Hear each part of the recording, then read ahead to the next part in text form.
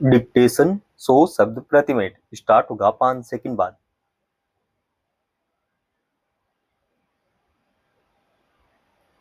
Start.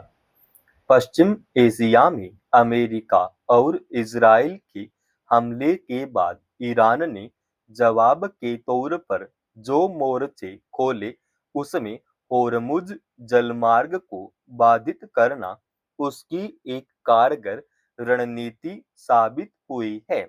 इसी वजह से आज हालत यह है कि दुनिया के कई देश ईरान के सख्त रुख की वजह से कच्चे तेल और गैस के संकट का सामना कर रहे हैं।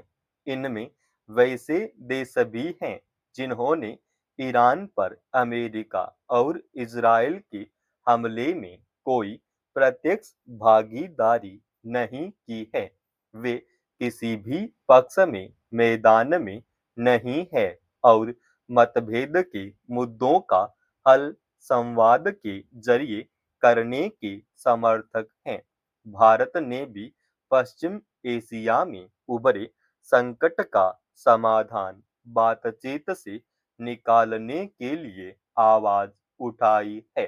शायद यही वजह है कि अब ईरान ने होर्मुज जलमार्ग से चीन और रूस सहित जिन 5 देशों को अपने जहाज निकालने की छूट दी है उनमें भारत भी शामिल हैं।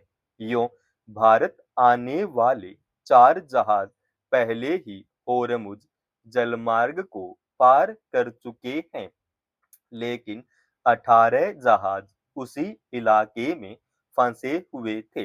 ईरान के ताजा रुख के बाद उम्मीद जताई जा रही है कि भारत के बाकी जहाज वहां से निकलकर आ सकेंगे और इससे देश में तेल और गैस के गहराते संकट को कम करने में मदद मिलेगी। हालांकि अमेरिका और इजराइल को लेकर ईरान अब भी सख्त है और शांति प्रस्तावों को लेकर भी उससे कोई सकारात्मक प्रतिक्रिया नहीं दी है। मगर होर्मुज जलमार्ग पर उसके रुख में आई नरमी से दुनिया के कुछ देशों को राहत मिल सकती है। बाकी ईरान जिन्हें शत्रु देश मानता है उनके जलपोतों को लेकर वह अब भी सख्त है। जहां तक भारत का सवाल है तो ईरान के विदेश मंत्री ने कहा कि हमने कुछ ऐसे देशों को होर्मुज जलडमरू मध्य से गुजरने की इजाजत दी है। उन्हें हम मित्र मानते हैं। इसमें चीन, रूस, भारत, इराक तथा पाकिस्तान शामिल है। दरअसल पिछले कुछ दिनों से भारत ईरान के साथ लगातार कूटनीतिक संवाद के जरिए पश्चिम एशिया में संघर्ष खत्म कराने के साथ साथ होर्मुज जलमार्ग से अपने लिए भी एक रास्ता निकालने की कोशिश कर रहा था। कुछ उतार चढ़ाव को छोड़ दें तो भारत और ईरान के संबंध दोस्ताना रहे हैं। ऐसे में अगर ईरान ने अगर होर्मुज जलमार्ग के रास्ते आवागमन के लिए भारत को भी सुविधा दी है तो कूटनीतिक संवाद के एक सकारात्मक हासिल के साथ साथ इसे उन्हीं संबंधों की एक कड़ी के तौर पर देखा जा सकता है। गौरतलब है कि होर्मुज जलमार्ग फारस की खाड़ी और ओमान की खाड़ी के बीच एक संकरा रास्ता है जिससे होकर दुनिया के कई देशों के जलपोत आवाजाही करते हैं। दुनिया के करीब 20% तेल और तरल प्राकृतिक गैस का परिवहन इसी रास्ते से होता है।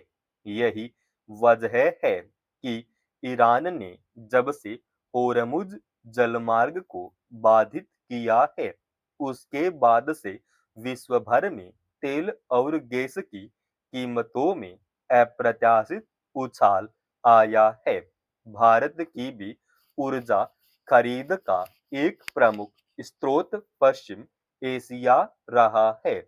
मौजूदा संकट के बीच सरकार ने तेल और गैस का पर्याप्त भंडार होने की बात कही है, लेकिन सच यह है कि आम लोग रसोई गैस, तेल और उर्वरकों की कमी से उपजी मुश्किल का सामना कर रहे हैं।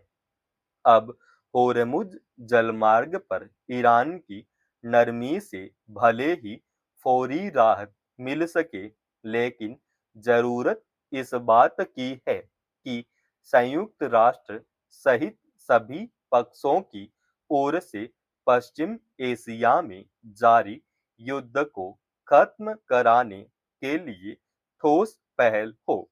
भारत में विकास की चमकती तस्वीर के बरक्स शौचालय जैसी बुनियादी सुविधाओं के अभाव में लड़कियों की पढ़ाई छूट जाना चिंता का विषय है।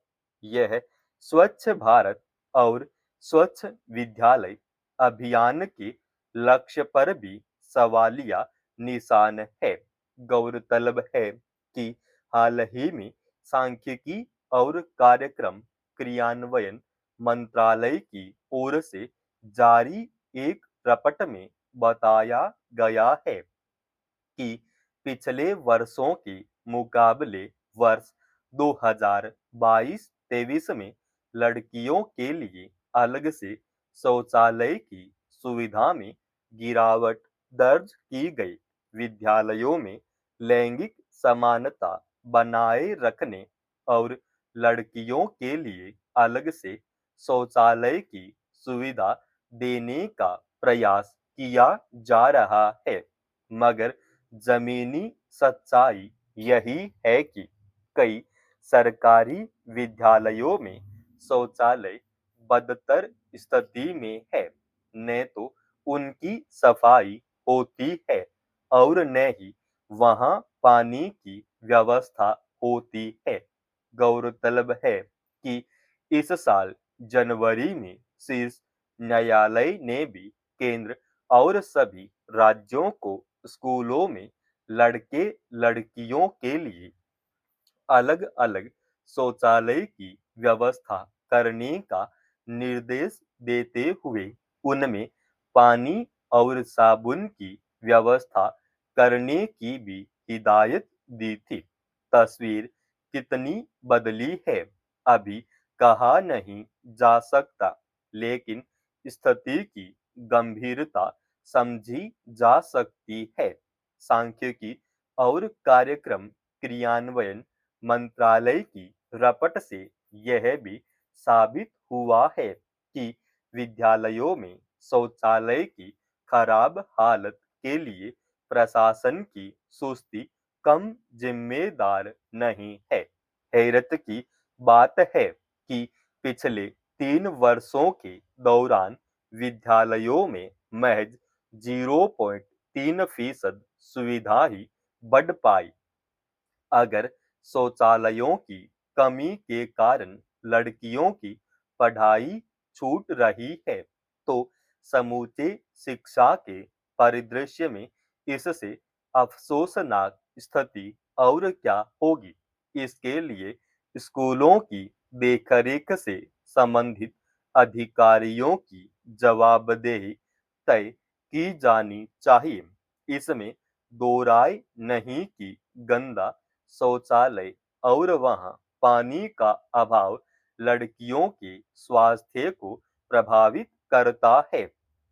कई विद्यालयों में शौचालय न होने के कारण लड़कियां विद्यालय नहीं जाती, जिससे उनकी पढ़ाई पर असर पड़ता है। सवाल है कि स्वच्छ शौचालय जैसी बुनियादी सुविधाओं के अभाव की समस्या की हकीकत के समांतर स्वच्छ विद्यालय अभियान के लक्ष्य को कितना सार्थक कहा जा सकता है। समाप्त।